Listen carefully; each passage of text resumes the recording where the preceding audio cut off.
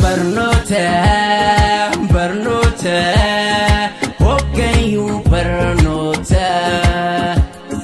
barnoota barnoota hoggayyuu barnoota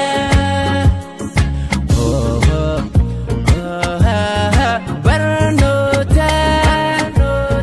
baroomaaf barnoota baroomaaf barnoota beekumsaaf barnoota qaroomaaf barnoota beekumsaaf barnoota qaroomaaf barnoota beekumsaaf barnoota.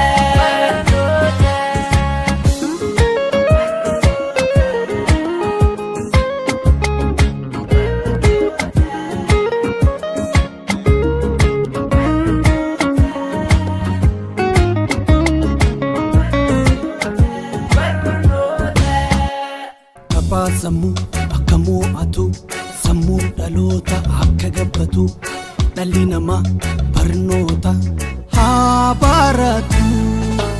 barnoota barnoota barnoota barnoota barnoota barnoota barnoota barnoota barsiiftuu fi barsiisanii kompaasii xurree agarsiisanii baratanii barreessanii barsiisanii barnoota barnoota barnoota barnoota barnoota barnoota barnoota barnoota barnoota barnoota barnoota barnoota barnoota barnoota beekarra komaraa beekumsaan furata walaalli waa tokko hin qabu furmaata baruuf abbaata dhaabata ofitti laafiin dhaalota baruuf abbaata dhaabata ofitti laafiin dhaalota Tijje kutanoon baratee namni tajaajila daagalee dhaabbatee hundi barachuu qabdanii biyya ijaaruun gaafsanii hundi barachuu qabdanii lammii gargaaruun gaafsanii barnoota barnoota barnoota barnoota barnoota barnoota barnoota barnoota barnoota barnoota barnoota siyaasa barnootaan deeggaramu injifannoo sirriin kan argamu qonnaa barnootaan deeggaramu callaa gaariinsaa kan argamu daldala barnootaan deeggaramu bu'aa sirriin kan argamu shofeera barnootaan deeggaramu balaan tasaa isa hin quunnamu ogummaan barnootaan deeggaramu bu'aa sirriin kan argamu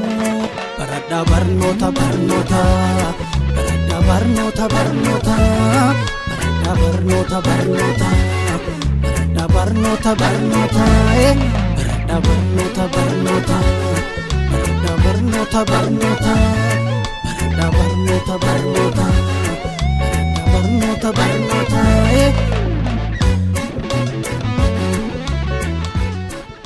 Isin barattoonni bakka kanatti walitti qabamtan abbaa carraati. Carraa kan argattanii jirtu as keessaa boru Dooktara baay'ee abbaa, as keessaa boru muummicha ministeera abbaa. Kanaaf isin kaayyootti mana keessanii baatan otoo hin dagatiin nus sin cinaa jiraachuu bartanii jabaattanii barnoota keessan hordofaa waan rakkoo keessanii nutti himachaa waliin mana barumsaa kana eegaa isinis guddisaa dhaloota taanuuf akka dabarsinu carraa kanaan waamicha gochaa. Hawaasa naannoo keenyaatiif ergaan nuti qabnu mana barumsaa keessan guyyaa har'aatirraa qabdanii asiin gahamee jirra waan ta'eef nu harkaa fudhattanii keessan godhattanii kunuunfachuu akka qabdan. Daa'imman kun dhala keessan ammaan tan daa'imni kun keessan imaanaa caalu isin harkaan ga'uuf dhufne waan ta'eef imaanaa isiniin jechuu barbaanna.